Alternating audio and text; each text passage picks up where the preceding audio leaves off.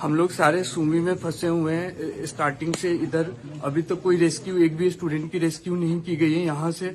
और यहाँ पे रोज रोज बम धमाके हो रहे हैं। कल रात में भी बहुत बड़ी बम धमाके हुई थी यहाँ पे। कल रात से इलेक्ट्रिसिटी गायब थी 2-4 घंटे के लिए। कल रात से पानी गायब है यहाँ पे। हम लोग कल का खाए हुए हैं, कल रात में ही खाए। उसके बाद से अभी तक कुछ नहीं खाया। कल रात में खाना भी अच्छे से नहीं बना पाए थे, दिन का ही खाना खाए कल रात में। कल रात से ही पानी गायब है।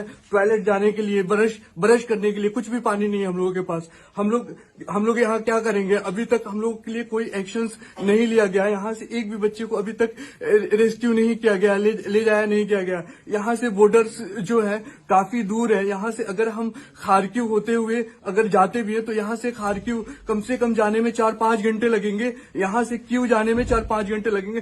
फिर वहां से हमको गांव होकर के फिर हमको बॉर्डर तक, हंगरी बॉर्डर तक पहुंचना पड़ेगा, जो कि वहां से भी खारकिव से 1000 किलोमीटर है। 10 से 12 घंटे लगेंगे खारकिव से बॉर्डर जाने में। 10 से 12 घंटे लगेंगे वहां क्यू से बॉर्डर जाने में, हंगरी बॉर्डर जाने में, पोलैंड बॉर्डर जाने में। हम लोग यहाँ से खुद से नहीं जा सकते हैं। हम लोग के पास कोई फैसिलिटीज नहीं ट्रांसपोर्टिंग की है, न ही रेलवेज की कोई फैसिलिटीज है। रेलवे डिस्ट्रॉय है, फैसिलिटीज ट्रांसपोर्टिंग की नहीं है। स्टार्टिंग से हम लोग के लिए कुछ नहीं किया जा रहा है। कुछ बच्चे निकले थे नाइजीरियन, कुछ फॉरेनर बच्चे निकले थे, जो कि रास्ते में ही उनको शूट कर दिया गया, जो कि हम लोगों के पास वीडियोस भी पड़ी हुई है। इस डर से इंडियन से एक भी बच्चा नहीं निकला अभी तक, यहाँ से नहीं जा रहा है। गवर्नमेंट का वेट कर रहा है कि गवर्नमेंट हम लोगों की हेल्प करेगी, बट अभी तक गवर्नमेंट का हम लोगों के लिए कुछ अभी तक कोई इन्फॉर्मेशन नहीं आई है।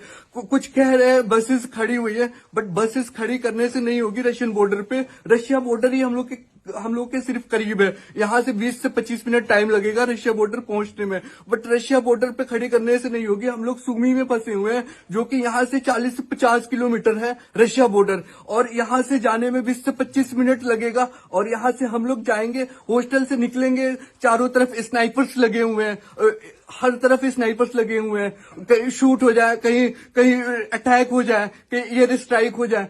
हमेशा हर आधे घंटे, हर 1 घंटे पे यहाँ पे एयर स्ट्राइक हो रहा है, यहाँ पे बमबारी हो रही है। इस माइनस टेम्परेचर में आप देख सकते हैं बाहर में कितनी माइनस टेम्परेचर है। इस माइनस टेम्परेचर में हम लोग यहाँ से कैसे निकलेंगे? इतनी सारी गर्ल्स हैं। ये सिर्फ हमारा 3rd हॉस्टल है। ये इतने जो गर्ल्स हैं, ये बॉयज है, सिर्फ 3rd हॉस्टल के हैं। बाकी 1st हॉस्टल है, वहां पे 200 बच्चे हैं। बाकी 2nd हॉस्टल है, वहां पे 200-250 बच्चे हैं। बाकी 6th हॉस्टल है, वहां पे 150-200 बच्चे हैं। टोटल हम लोग 800-900 इंडियंस यहाँ पे फंसे हुए हैं। हम लोग स्टार्टिंग से गुहार लगा रहे हैं, हम लोग गवर्नमेंट ऑफ इंडिया से गुहार लगा रहे हैं, नरेंद्र मोदी से रिक्वेस्ट कर रहे हैं स्टार्टिंग से हम लोग को निकाला जाए। हम लोग यहाँ मारे जाएंगे, यहाँ मर जाएंगे, यहाँ पे निकलेंगे हम लोग खुद से यहाँ मर जाएंगे। प्लीज गवर्नमेंट ऑफ इंडिया हम लोग की हेल्प कीजिए। हम लोग इधर देखिए इतने सारे स्टूडेंट्स है, बाहर इतने सारे स्टूडेंट्स फंसे हुए हैं। हम लोग की हेल्प कीजिए, नहीं तो हम लोग मर जाएंगे। ये आप देख सकते हैं कितने सारे स्टूडेंट्स हैं यहाँ पे। Please government of India, please हम लोग के लिए कुछ कीजिए, हम लोग को रेस्क्यू कीजिए जल्द से जल्द।